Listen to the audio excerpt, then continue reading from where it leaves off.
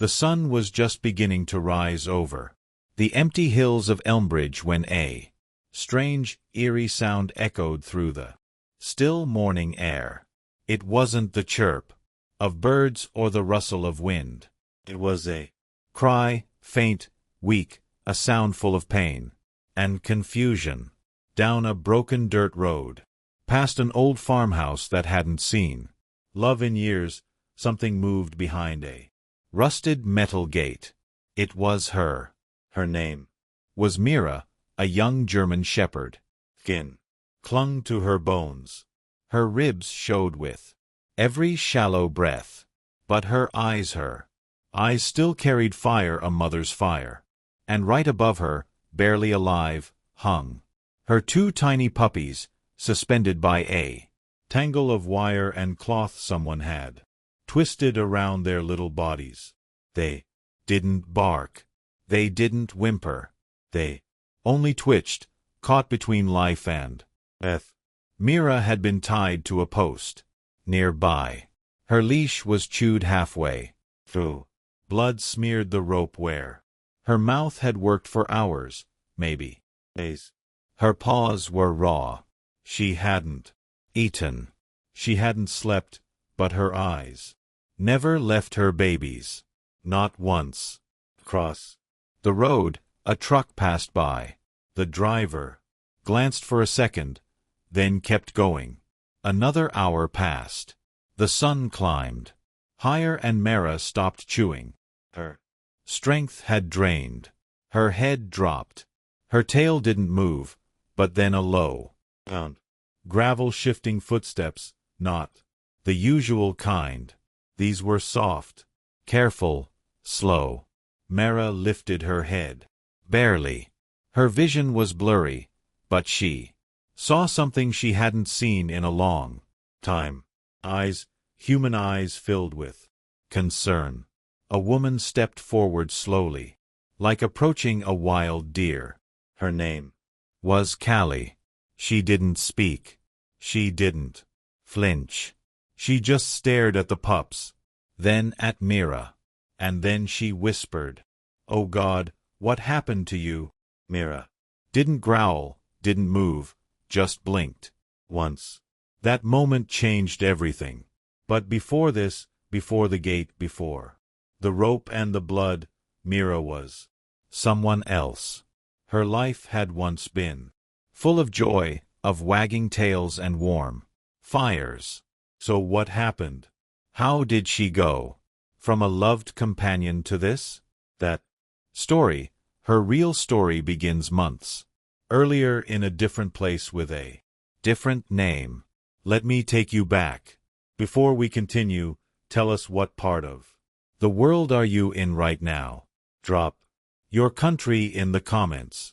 And if your heart paused for even a second, show your support with a like and a subscribe. Let's carry this feeling forward. Before she was Mira, she was known as Daisy.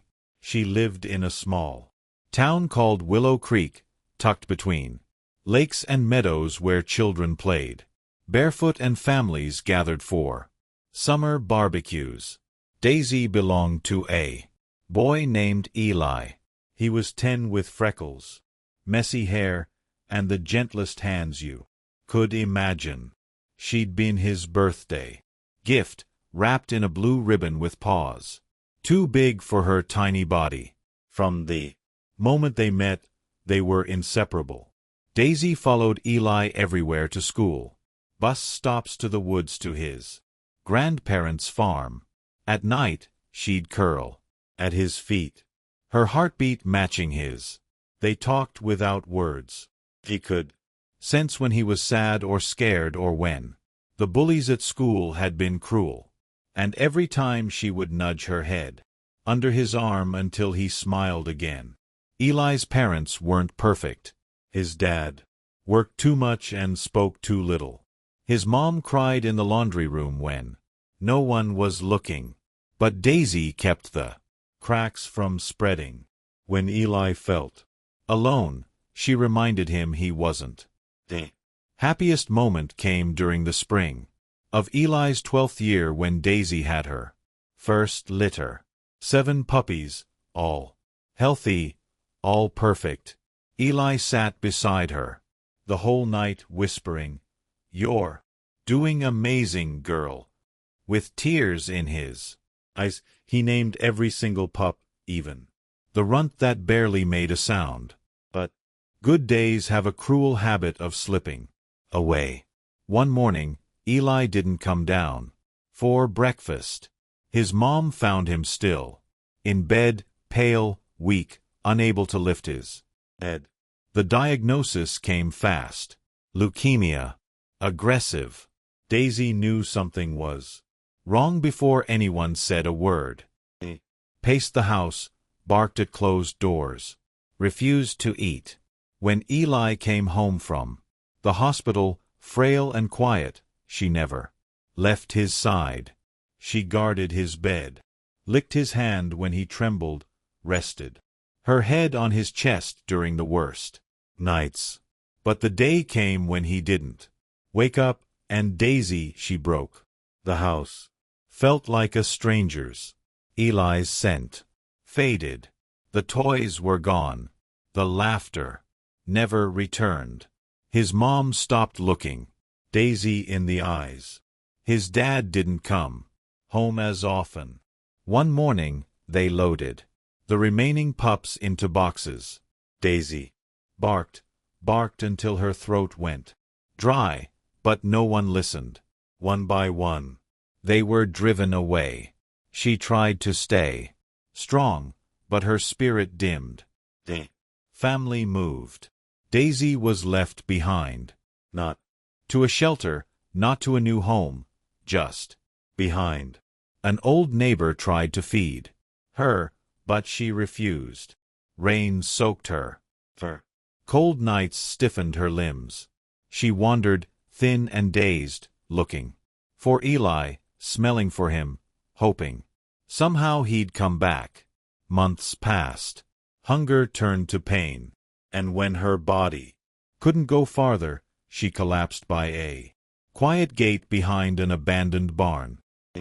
Laid there, eyes half shut until she felt something inside her shift again. New life. She was pregnant. No home, no warmth, no Eli. But life was growing. And for the first time since she'd lost him, she had a reason to survive. Found shelter beneath the broken wood. Gave birth to 2 tiny pups. She licked them clean, pulled them close, whispered to them in silence. She didn't name them. She couldn't. Names meant hope. She didn't know if she had that left.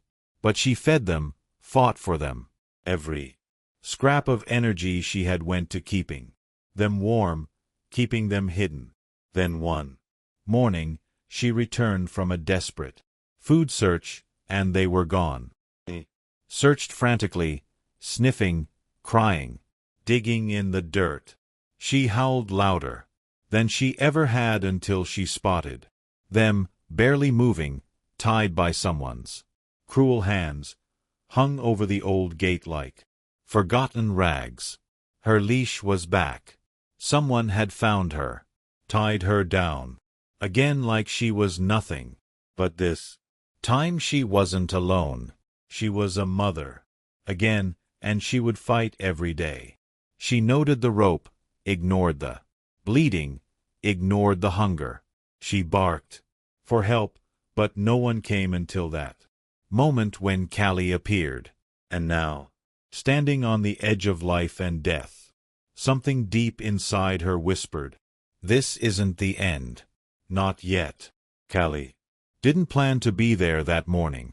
Her car had broken down 5 miles back, and she'd been walking, hoping to catch a signal or find someone who could help. But what she found instead was a kind of heartbreak she never imagined. She stood, frozen, staring at the gate. The sight was unbearable. 2 fragile pups, dangling by twisted cloth and wire, limp and silent. The mother, weak and trembling, lay tethered nearby, her eyes hollow but locked onto Callie's like she had been waiting for this exact moment. Callie's breath caught in her throat. She moved fast, ran to the gate, her hands shaking. "It's okay. It's okay," she whispered, not knowing if the dog could understand, but needing to say something. She reached for the first pup, carefully unwrapping the cloth. The tiny body dropped into her arms like a feather. No movement, no sound. Her heart dropped. "No, please. No," she cooped, the pup gently in her hands, pressing it to her chest. Then the second one. Then silence. She looked down at the mother, who hadn't growled, hadn't moved, only watched, waiting. That look, it wasn't fear. It was trust. A last quiet plea for help.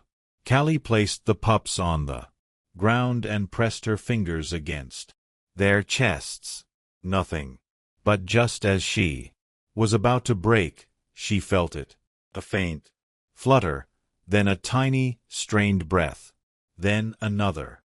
They were alive. Barely. But alive. "I got you," she said, breathless. "I got you, babies," she looked at the mother. "You did everything you could. You kept them alive." The dog's head dropped exhausted. Callie knew she had to move quickly. She didn't have supplies, didn't even have water. But she had her arms. She ripped off her jacket, gently bundled the pups inside, and turned to the mother.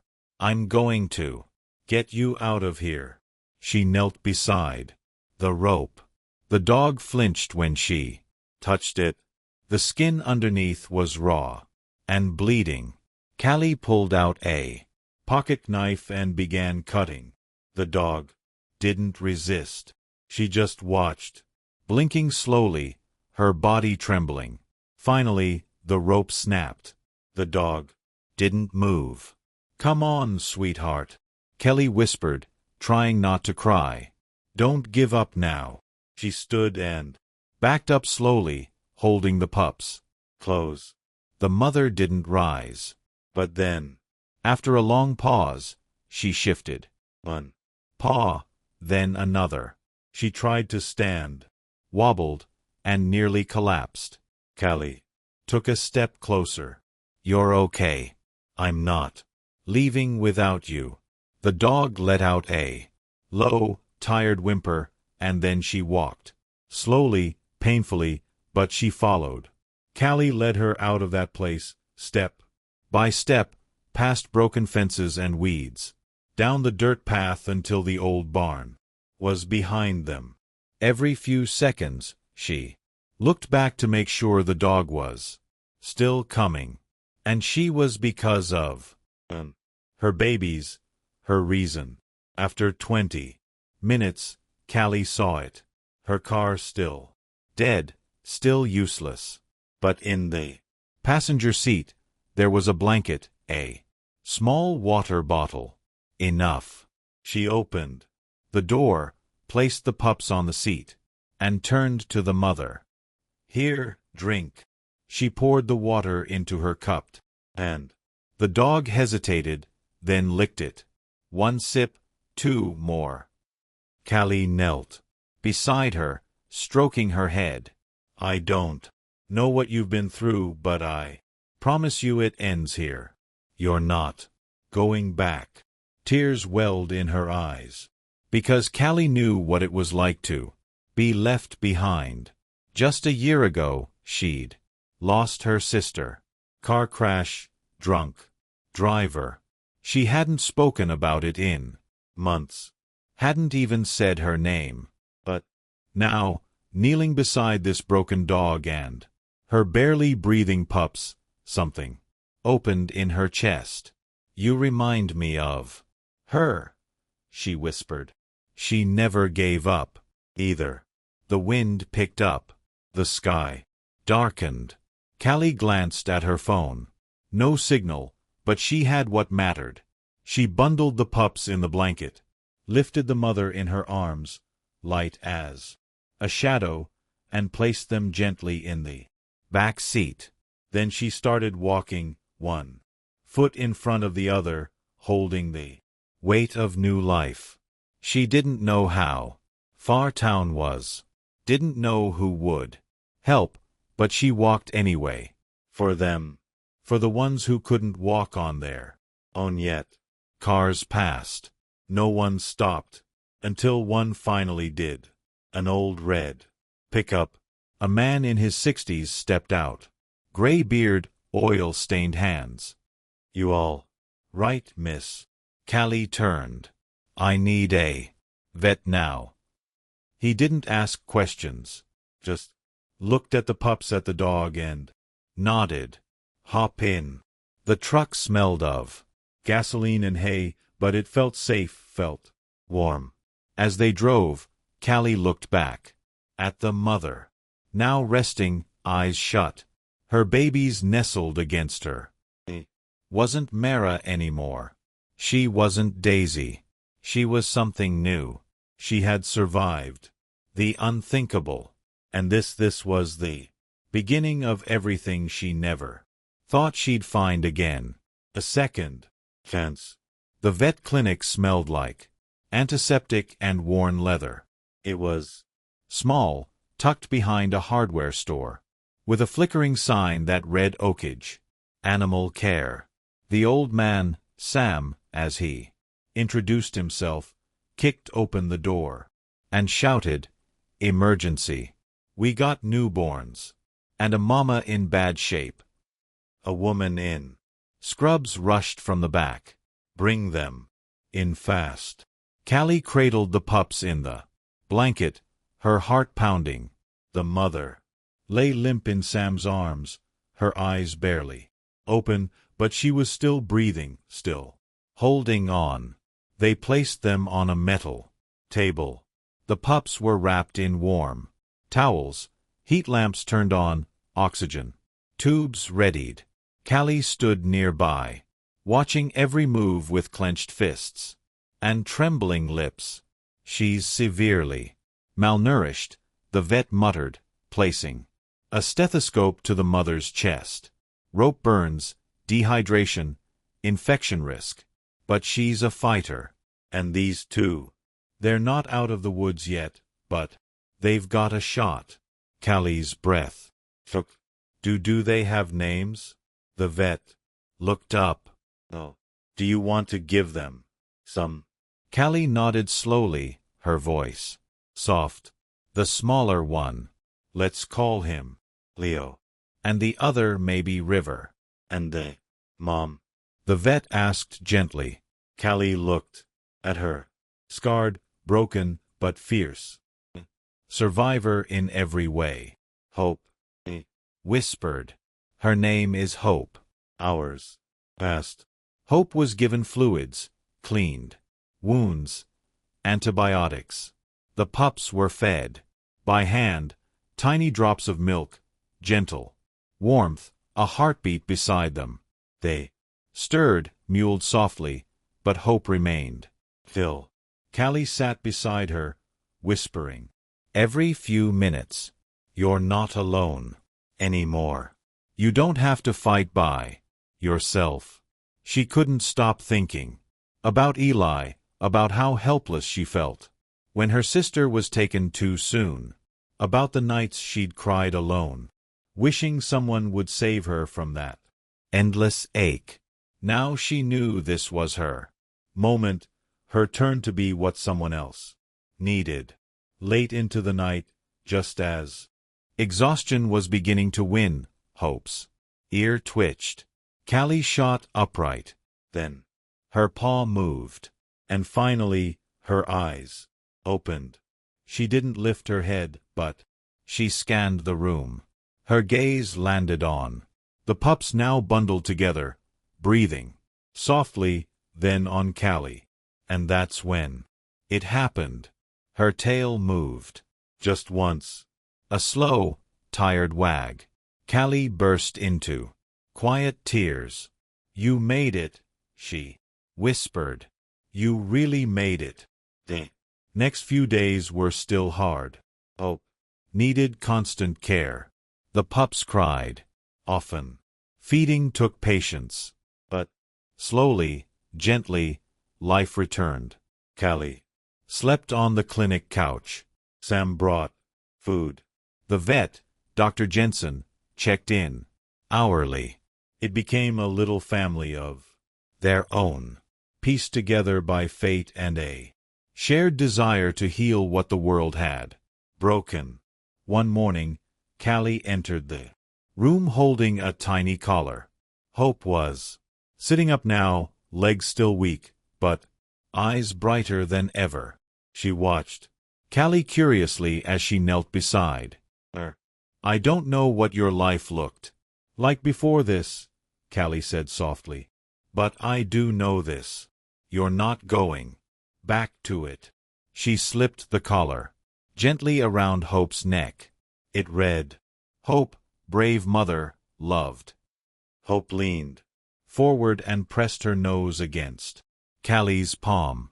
Not out of fear, not out of habit, but trust. The pups, now stronger, wobbled across the floor. Leo tripped over his own feet.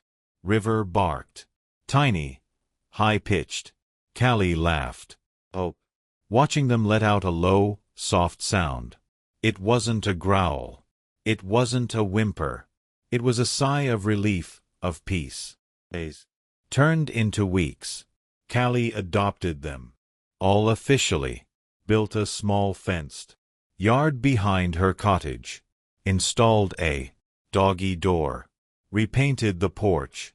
There were toys scattered everywhere. Bowls filled to the brim. Laughter, barking, life. Hope slept at the foot of her bed. Leo slept curled in her arm. River always found a way under the blanket. Wasn't perfect, but it was full. And every morning when Callie opened her eyes, she saw them and remembered that love doesn't always arrive gently. Sometimes it limps in scarred and starving, needing everything you didn't know you had to give. But when you choose to love anyway, that's when healing begins.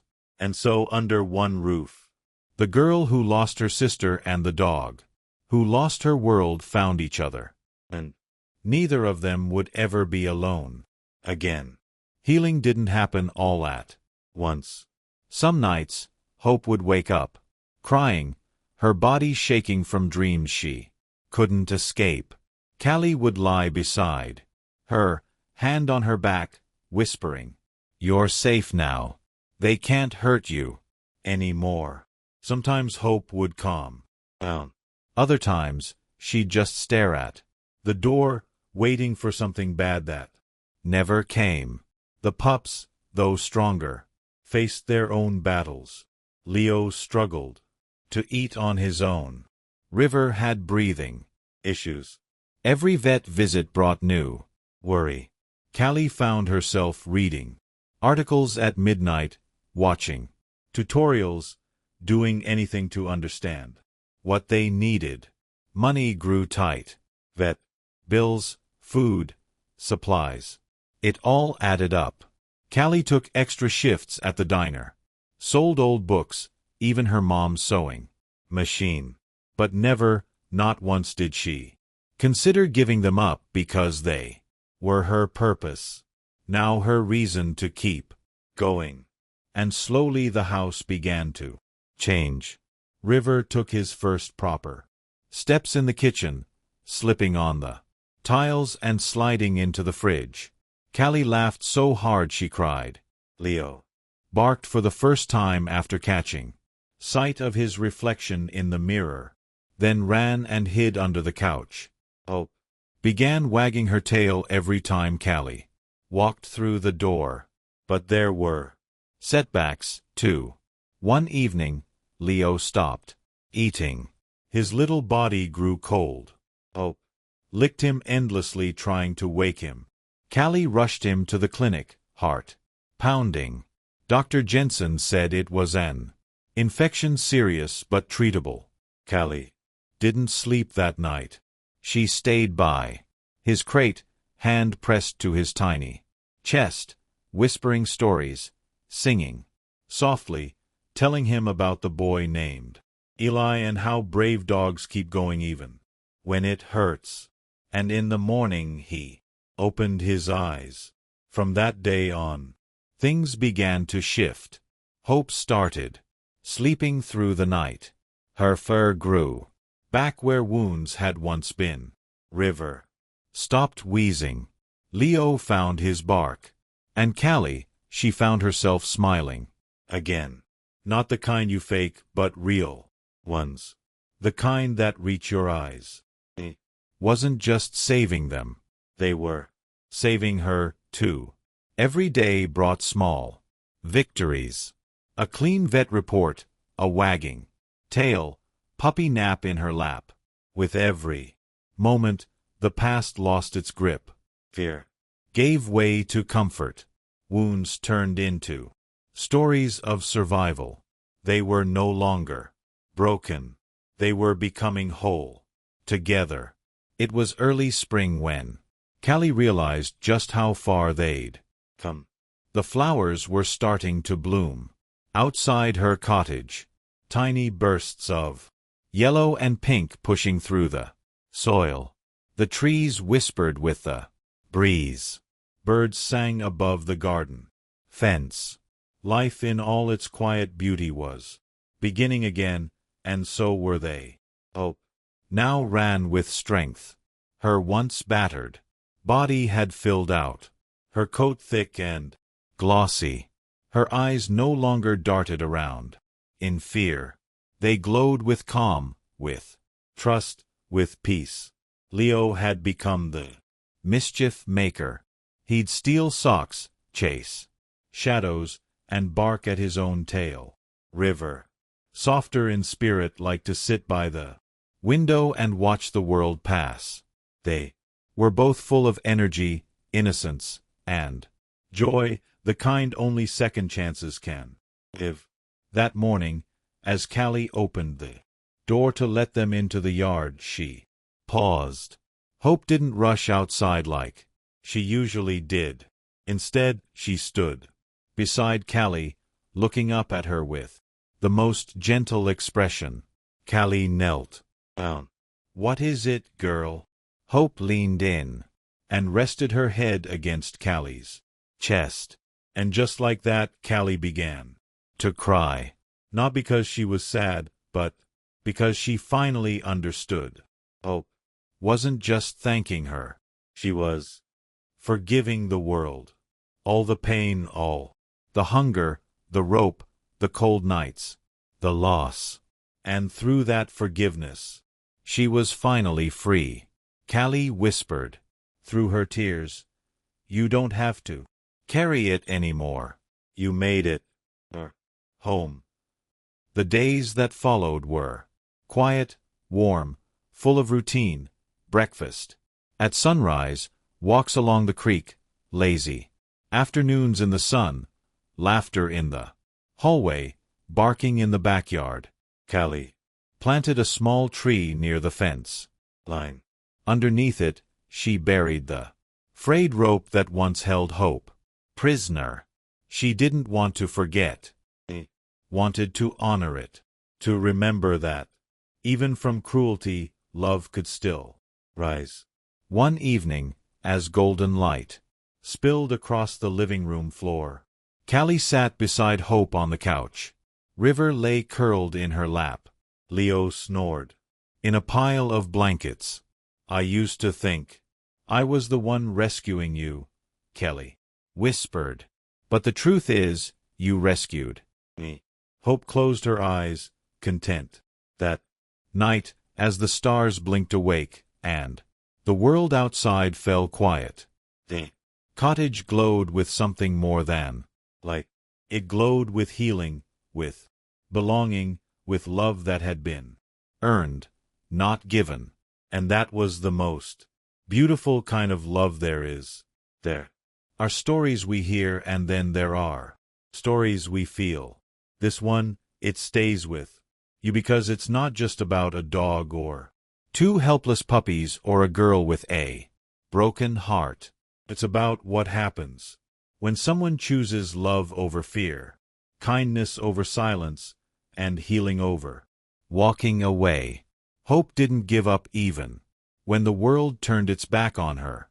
Callie didn't walk away even when it would have been easier to say, "It's not my problem." And those pups, they remind us that even the smallest lives matter, that even the most fragile things can survive. If someone cares enough, there are more hopes out there in alleyways, behind gates, in shelters, abandoned fields, shivering under porches, silently waiting for someone to see. And there are more Callies, too. People like you. People who feel something when they hear a story like this. So don't let that feeling fade. Adopt if you can, foster if you're able, donate if you're willing, and if nothing else, share their stories. Help their voices be heard. Because every act of kindness, no matter how small, can be the start of someone's second chance. And second chances, they change everything. Not just for them but for you too. Stories like this are more than just words. They're reminders of what still matters. Love, loyalty, hope. If you felt that today, subscribe, like, and let's keep spreading what the world so desperately needs.